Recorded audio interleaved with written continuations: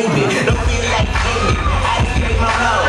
No self-control, I just did what I was told. I got my first order, I was just staying home. But I didn't have a chance cause my heart was way cold. My heart took the orders, it couldn't break the mold. So undermined and I couldn't take control. So I was just chilling with my robot friends. I was living robot ways, cause that's all I know. Till I heard I could be free from my robot soul. I'm like, why you always trying to control me?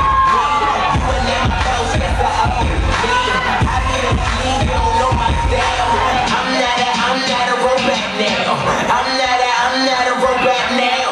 I'm not a robot now. I'm not a robot. I'm not a robot now. I'm not a robot now. Tapos next part tayo.